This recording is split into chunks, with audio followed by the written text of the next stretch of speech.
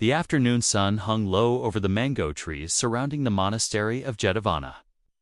The golden hue of light danced across the dusty paths where monks in ochre robes walked silently, some in meditation, others heading toward the Dharma hall for the evening discourse. Inside, a calm presence awaited them, the Buddha. Seated beneath the Bodhi leaf-carved canopy, his eyes half closed in a state between silence and speech. But that day, a different kind of energy stirred the air. From the western province, a young monk named Rohit had arrived, a scholar of impeccable discipline. Known across distant regions for his stoic nature, his long hours of silence, and his refusal to speak for months on end. He was followed by a reputation that whispered through monasteries: he has mastered detachment. He walks as if he's already beyond desire. And Rohit believed it. He entered the Dharma hall with an air of quiet defiance, bowing with the strictness of one who believed he had already arrived at the destination others still sought. The monks parted as he passed, curious. Buddha looked up slowly and met Rohit's gaze. "Master," Rohit said softly, breaking his self-imposed silence for the first time in over a year, "I have come not to ask for teaching, but to offer mine." A murmur passed through the disciples. Buddha nodded gently. "Then let us learn from each other." Rohit stepped forward, eyes bright.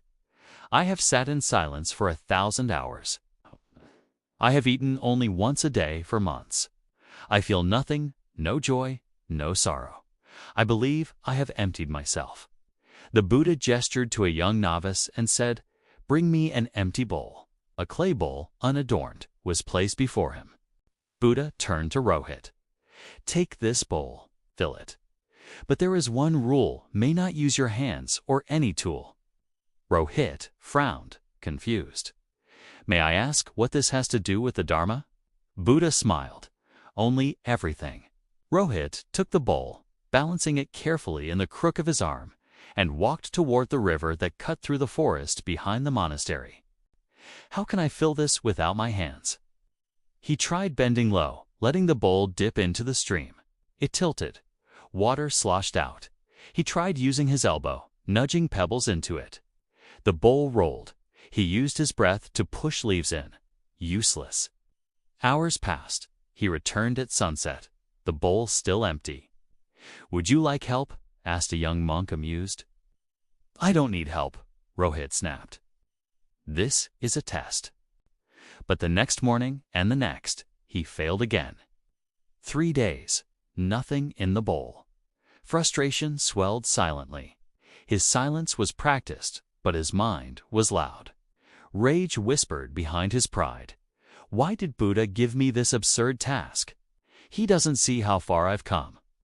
By the 5th day, Rohit sat by the river, not moving. Then it happened. A small child from the village wandered near, saw the bowl, and dropped a flower into it, smiling innocently, then running off. Rohit stared at the bowl. The flower floated. Without effort, the bowl had been filled. That evening, he returned to Buddha with a flower-filled bowl.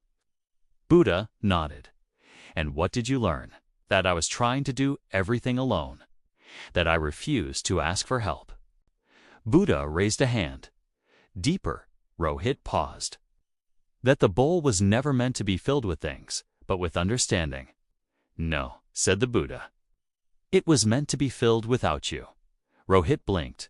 "You thought silence was emptiness." "But silence with pride is noise. You emptied your voice, but not your identity. You suppressed feeling, but fed your ego. You built a temple around nothing and worshipped your own restraint." Rohit looked down. "The bowl is only truly empty," the Buddha continued, "when you stop needing to fill it. When it accepts the flower, the leaf, the rain without judgment, without pride. That is true emptiness. Not what you cut out, but what you no longer cling to." That night, Rohit didn't sleep. He walked the monastery grounds, replaying his journey, how he had silenced his desires not to transcend them, but to control them. How he had refused joy, not because he was beyond it, but because he feared its impermanence, and he saw it clearly now. His silence had not been surrender. It had been armor. At dawn, he returned to the Buddha. "I would like to offer the bowl back," he said. Buddha gestured for him to sit. "Rohit, when you were a child, did you cry?" "Yes." "And were you ashamed?" "No." "Then when did you begin to believe that emptiness meant perfection, not presence?" Rohit looked away. Buddha leaned in, voice soft. "To be empty is not to be void. It is to be clear. So that life passes through you without residue. Anger comes, and you feel it, but you do not become it. Joy visits, and you laugh, but you do not chase it. Thoughts arise, but you do not wear them." In the weeks that followed, Rohit changed, not outwardly. He still spoke little. He still meditated for hours. But the energy had shifted. Now, when he served food, he smiled. When a novice stumbled during prayer, he helped him up.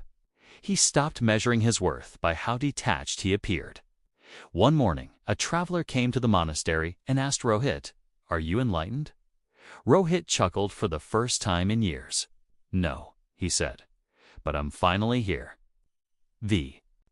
Years later, long after the Buddha had passed into parinirvana, a new student asked Rohit, now a teacher himself, "Master, what is the secret to enlightenment?" Rohit held up a simple clay bowl. "I once believed enlightenment was about becoming empty, but now I know it's about becoming whole." He turned the bowl over. "You are the bowl, and the world will try to fill you with praise, with pain, with stories about who you are." He set the bowl down gently. "Let it all pass through, but cling to none of it, not even the idea of emptiness. True emptiness is not about absence, it is about non-attachment. Silence without humility is just another form of pride. Life flows best through an open vessel. Let go of the need to prove your detachment. That too is an attachment. You are the bowl. And life will test what fills you, but it will also show you what you're made of.